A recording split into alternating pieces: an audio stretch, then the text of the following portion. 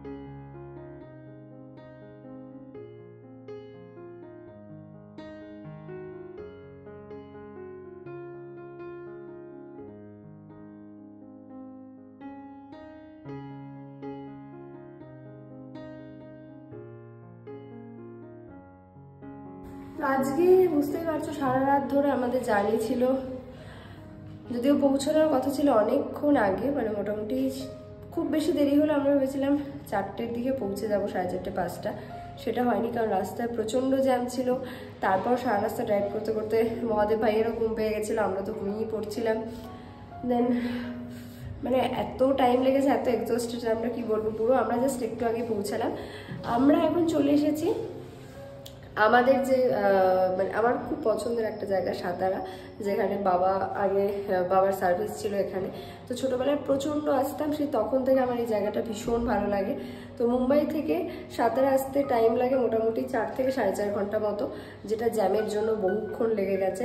Mumbai Pune expressway দিয়ে আমরা আসি এবং সেই রাস্তাটার ভিউ জাস্ট অসাধারণ, বাট রাতের অন্ধকারের জন্য কিচ্ছু দেখানো যায়নি। আই হোপ এরপরে দেখানো যাবে। আর এখন আমরা পৌঁছে গেছি ডিরেক্ট হোটেলে। আমি আগে রুমটা দেখিয়ে দিই। আমরা নিয়েছি হোটেল পুষ্পক, যেটা সাহু স্টেডিয়ামের একদম পাশে সাতারায়। আর সাতারাও কিন্তু একটা ভীষণই সুন্দর জায়গা। এটা সাহু স্টেডিয়াম, এটা আমাদের হোটেলের রিসেপশন।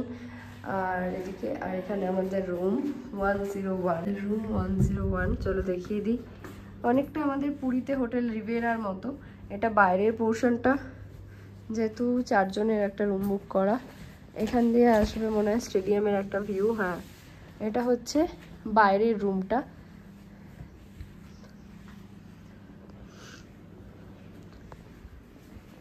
এখানে আছে ওয়াশরুম, এদিক দিয়ে একটা ভিউ আছে, এটা রাস্তা, মেইন রোডের ভিউটা, বা দারুণ লাগছে। আর এটা হচ্ছে আরেকটা রুম, এখানে মিরর, এখানে কাবার্ড, এখানেও টিভি। তো এটা হচ্ছে আরেকটা রুম, এখান থেকেও সেম রাস্তার ভিউটা।